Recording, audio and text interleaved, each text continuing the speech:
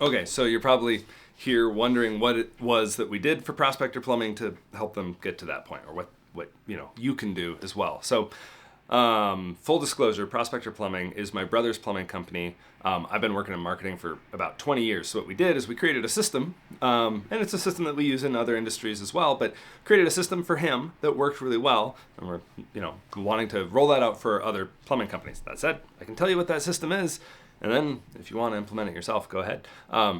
So with him, he came to me after years of working at the union and having a couple of false starts of trying to go out on his own. He was like, hey, the marketing part confuses me. Can you take care of the marketing? And I said, yes, provided I have some semblance of creative control over how we do this, because I think you're going to need to do some specific things given the market that you're entering into. And the market here is rather, there's a lot of plumbing companies, but the cool thing was they were all looking kind of the same, and they all kind of like pigeonholed themselves in the same zone. And so the first thing that we did was we built his brand, and we built his brand specifically to be different than anybody else in the market. And so we kind of modeled it color-wise after a sports team, and then personality-wise. I mean, you see kind of that flow everywhere where you got like an avatar, because I think that helps personify a brand as well. And then I told him, you're going to have to invest in like a van wrap. Don't undersell it by just putting a little sticker on a big van. Go big or go home sort of deal on that.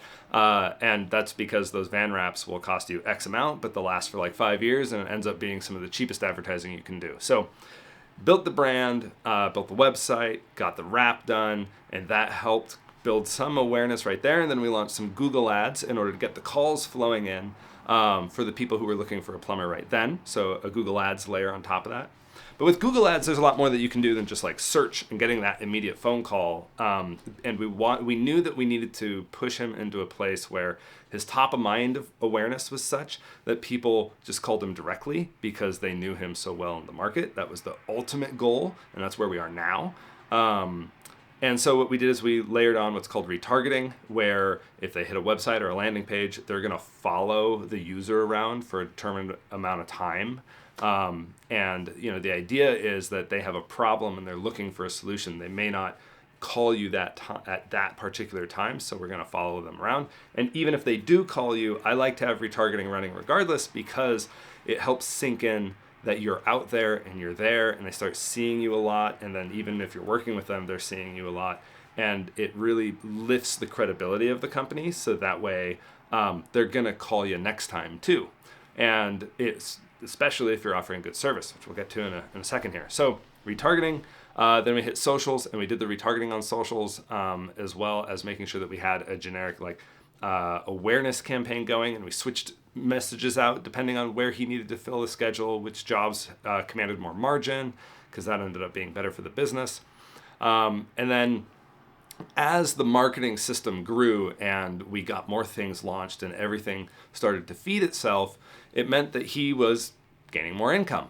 And with that, he was able to take steps within the business. And this is something I definitely want to spell out, is the marketing system will only work as good as the business model. So it's very important that you have a solid business model under you.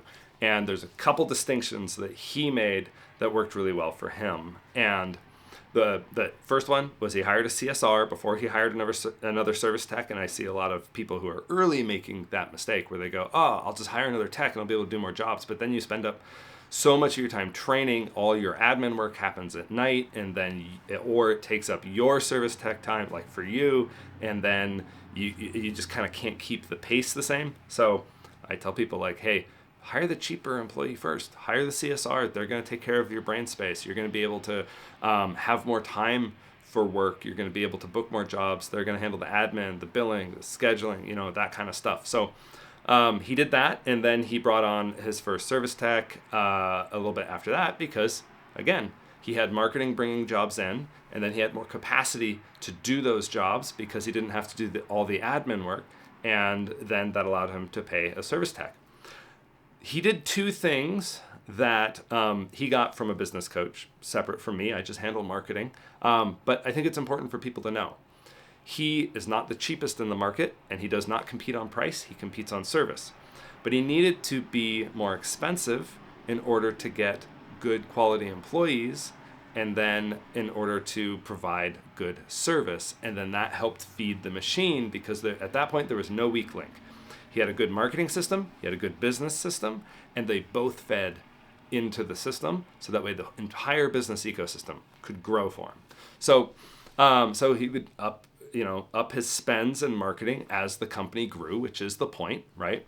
And once we got everything dialed in, it became, okay, well, let's spend more, because there's more from the money that you brought in last month, month over month, and seasonality plays some of this as well. But so, and then it became a system where hire another service tech, hire another CSR, hire another service tech, and then the business grows, right? And then as they do more work, they're collecting good reviews because the service is on point. The techs have longevity because he's paying them well. And the business is taking care of itself because it's sitting on a really good foundation. And then the marketing is just bringing the customers in and getting them into his system, and then the business system takes care of them from there. But if you have a problem with service, it gets really hard to make that work in perpetuity. Sometimes you can get some good start and then you end up plateauing. And breaking through those plateaus is something that we were able to avoid with him, because there was always enough money to throw into the advertising spends. There's a lot of tech level stuff to advertising, but in the grand scheme of it, it's still just human behavior. You're just trying to make people aware that you are there by being impressive enough to pay attention to, is one, but also that you're hitting them up with enough frequency within that market. And there's a lot of different ways you can do that, and the tactics change, all that. But so all these things sort of played into each other. So, you've got your PPC, you've got your social media presence, you've got your website, you've got your vans on the road, you've got any sort of community engagements. We did a little bit of radio, we did a little bit of television, just for a spell. And then we didn't feel it moved the needle enough, so we stopped doing that. And then we were able to really dial in everything that we were doing. So made a deal with a coffee shop in town in order for thank you cards, and all these little things. Well, the little things add up over time. And so that's what we ended up doing for Prospector Plumbing. And we can do it again for other companies in other areas, which is kind of fun for us because we know the landscape at that point, right? So all these things you can put into play yourself. It's a little difficult. The reason to hire an agency is basically like, hey, we'll take care of them. We're a marketing team that works on your behalf, and we're cheaper than hiring an employee to deal with all these separate parts, and there's a level of technicality and specialization that goes into all of it. So that's why. Anyway, I hope this was helpful. If you want to talk to me about your marketing, no hard sales or anything. I just like talking to people and giving them some direction and some pointers, and you can do that below by scheduling a consult. And I like to talk shop.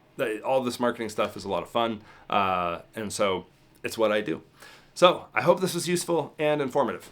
You have a good one. Thanks for listening.